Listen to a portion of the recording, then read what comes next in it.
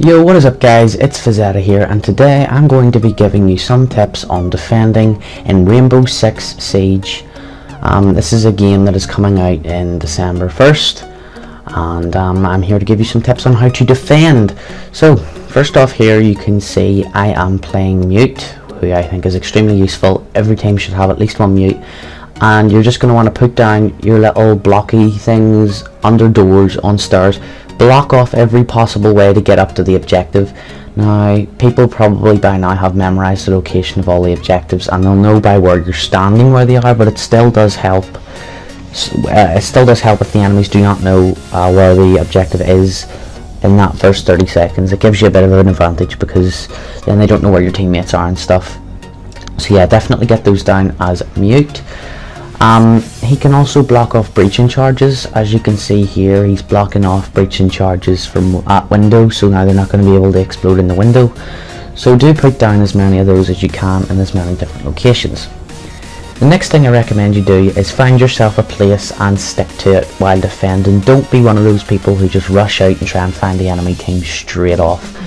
You can see here on house, I decided to lock myself in this room, give myself a peeky hole from the front door there that I barricaded, and now I'm trying to get a good view into that room so that I can cover my teammate if an enemy happens to get into the room that he's in.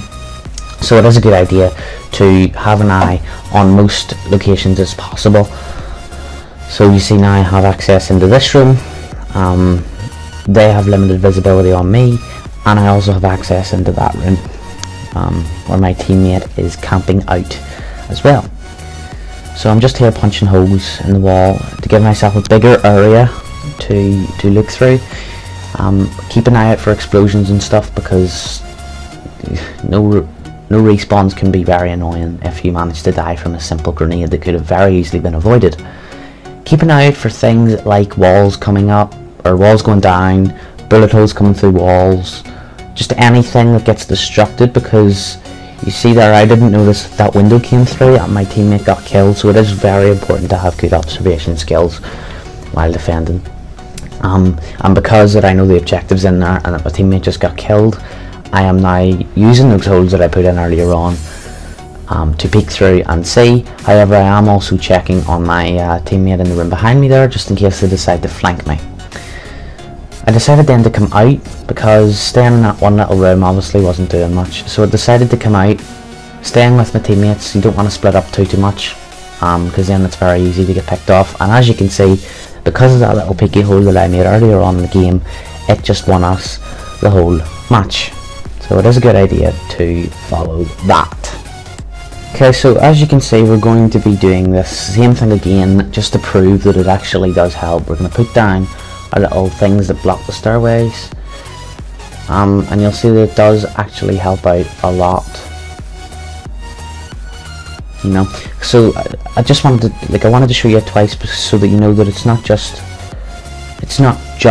that one game that got lucky. Using this same tactic does help, and using it over and over again will help your defensive skills go up.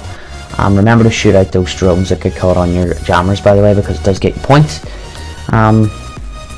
He has twitch wires there, I think, which is also very good because it does also disable drones from getting through, so it's also a good thing to have.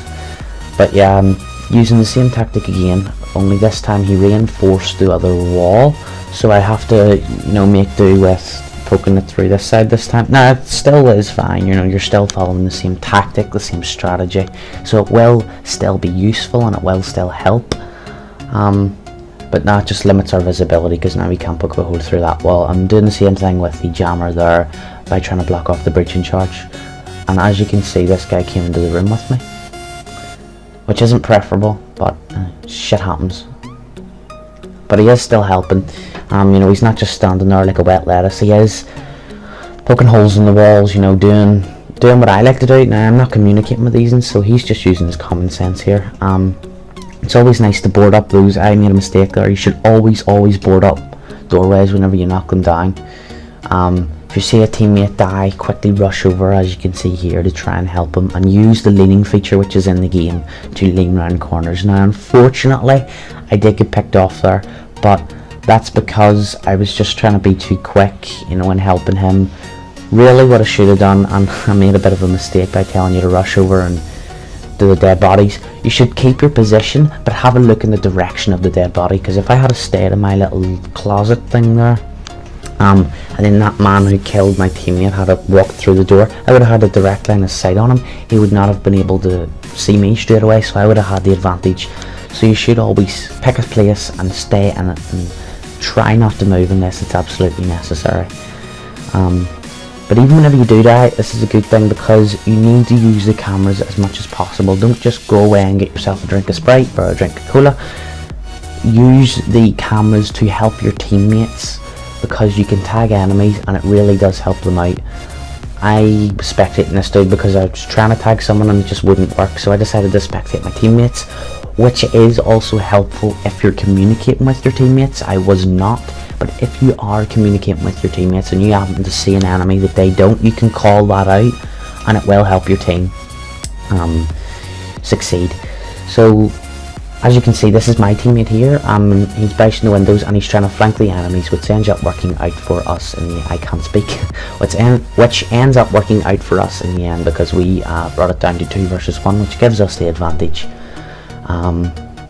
They're staying close together again, not splitting up too much, because if they do and one of them gets picked off, then it's a 1v1. And teamwork does work very well over here, as you will see in a few seconds. Here we go.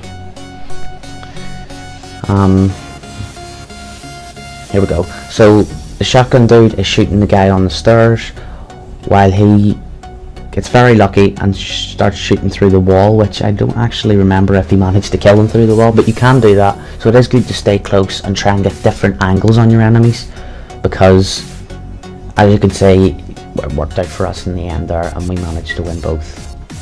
So thank you for watching. If you did enjoy, make sure to hit that like button, and I'll see you all next time.